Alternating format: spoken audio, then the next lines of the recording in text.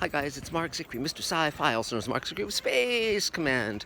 And if you haven't subscribed to my Mr. Sci-Fi channel, I would strongly suggest you do it, because we just posted the first hour of the work-in-progress pilot of Space Command, starring Doug Jones, Robert Picardo, Mira Furlan, Bill Mumy, Michael Harney, Bruce Boxleitner, Ethan McDowell of Doom Patrol, and Brian McClure of Atlanta, and it's just, I think you'll really love it. Plus we have trailers for 5 hours of other episodes, and we're flying off to London on tomorrow to meet with Netflix. Netflix in London has requested a meeting to talk about Space Command, so we cannot wait. This is what we have been building to all this time, and we'll see what happens. And also, for those who've been interested in buying shares in Space Command, now would be the moment, because once the show sells, we won't be selling shares anymore. They're $7,500 each. You can email me at markzicree@gmail.com or call me at 323-363-1259. I'll be happy to answer questions, send documentation, all that stuff. And and again, we'll see what happens with Netflix, but I've also been talking with Amazon, and I'll be meeting with Apple and all of those things. So, and we haven't even talked about the new show I'm creating with Rockne O'Bannon, who created Farscape and Alien Nation and Sequest and Defiance and so forth. That'll be an announcement soon. But this is not what we are here to talk about today. We are actually here to talk about Laurel and Hardy.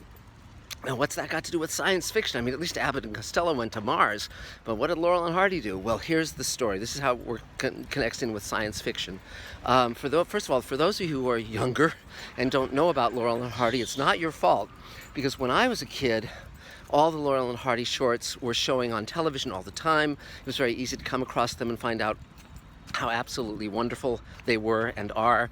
But now, with the thousands of channels and all of the things distracting us, you're not going to stumble upon them accidentally for the most part. You're going to have to seek them out. So I urge you, if you've never seen Laurel and Hardy, to seek them out. There's a great feature they did called Sons of the Desert. There's a great short they did that won an Academy Award called The Music Box. Many other just lovely things about Laurel and Hardy. This is a stop sign, stoplight. But I've loved Laurel and Hardy since I was a kid, and someone else who loved Laurel and Hardy was Ray Bradbury. And Ray was my great friend and mentor, and he told me this story himself, which I'll be putting in the new book I'm writing about Ray, called My Ray Bradbury, about our friendship. But here's what happened. So Laurel and Hardy, of course, were the great comedy stars in film in the 30s and 40s. They started in the 20s. They ended up shooting films until the 1950s, and then Oliver Hardy died in the late 50s, and Stan Laurel lived into the 60s. But that was the end of Laurel and Hardy as a team performing for the public. But in 1953, they were embarked on a tour of the United Kingdom, traveling around the United Kingdom, performing their great routines on stage for adoring audiences. And Ray was, of course, a huge fan of Laurel and Hardy, but he had just been hired to write the movie Moby Dick for the great director John Huston. John Huston directed Maltese Falcon and The African Queen and The Treasure of the Sierra Madre, one of the great directors of all time. And he'd hired Ray to write Moby Dick. Now, so Ray had taken the liner over to Ireland to start working with John Huston on the movie. Now, the reason John Huston was in Ireland, living in Ireland at that time, was it was during the McCarthy blacklist, where people who had left leanings or were affiliated with the Communist Party were blacklisted. And while John Huston was never a communist, he was very much liberal, and so he was worried that he would be targeted by the committee if he stayed in the U.S. So he moved for that time to Ireland and was living the life of of baronial splendor and going fox hunting and all of those things. And so he hired Ray. So Ray travels by boat, because he didn't fly at that time, nor did he drive. He traveled by boat, and the first day he gets off the boat, 1953 in Dublin, he sees that day that Laurel and Hardy are performing on stage in Dublin. It's the last day of their Irish tour. And he goes up to the ticket booth and he says, "Are there any tickets left?" And they had one ticket left, which was center seat, first row. And so Ray bought the ticket, of course, and he sat, and he said during the entire performance, there were just tears of joy streaming down his face to watch Laurel and Hardy in person, to see them performing these amazing, hilarious sketches. And the lovely thing about Laurel and Hardy, which was also true of Ray, is they really had a sweetness of spirit and a sweetness of nature, and you couldn't help but love them. They were so warm and endearing, and the Three Stooges had a cruelty.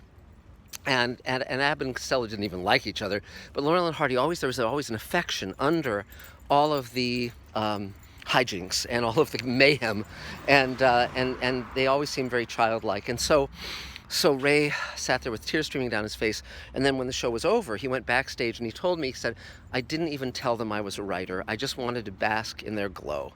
And so this was one of the high points of his life, and as well it should be. And so where Laurel and Hardy come in now in science fiction is they've just made a wonderful film called Stan and Ollie, which is about that very tour of the British Isles. And John C. Reilly plays Oliver Hardy, and he's spectacular. He should be nominated for an Oscar or win it. And Steve Coogan is very, very good as Stan Laurel, and it just summons up the time and the place. And if you go to see that film, which I highly recommend, you can just imagine Ray Bradbury sitting in the front row during those performances, during that performance, and just, you know, so they would look down and see a young man, because Ray was only in his early 30s at that point. They would see a young man just with this big smile on his face, and just his face tear-stained for the entire time. And they would think, well, that's a guy who really loves us. So I just wanted to share that with you, because Ray told that to me in person. Ray Bradbury, for those of you who don't know who Ray Bradbury is, he was the great, great, great science fiction writer of the 20th century. If you haven't read Fahrenheit 451 or The Martian Chronicles or any of the other wonderful things Ray wrote, I urge you to immediately go out and find them. And in fact, with both Fahrenheit 451 and The Martian Chronicles, there are unabridged audiobooks of Ray reading them in their entirety, and I highly recommend those. He's a wonderful reader, and again, it's the sense of him just reading the book directly to you. So, and interestingly enough, in that regard, I knew Ray through his 80s and 90s. He was still writing 2 books a year at that stage, and toward the end of his life, when he was largely bedridden in his 90s, he would ask me to read his short stories to him while he rested in bed. And so to have the great honor of reading one of Ray Bradbury's stories to him, to the man who had written it and who had so influenced and changed my life for the better, was a singular honor and a great, well, just like Ray loved seeing Laurel and Hardy, I loved seeing Ray. And so if you haven't read him, go out and read them immediately. And if you've never watched Laurel and Hardy, seek them out. They're, you can just type their name into YouTube and you'll find some wonderful, wonderful things. And they will, again, change your life immeasurably for the better, as they have mine and Ray's. So that's about it for now. Subscribe to Mr. Sci-Fi. Go and watch The Hour of Space Command online, and we'll be posting about what happens with Netflix in the next few days and weeks, and continuing the many, many adventures that we are embarked upon. So thanks very much, guys, and we'll talk again real soon. Bye-bye.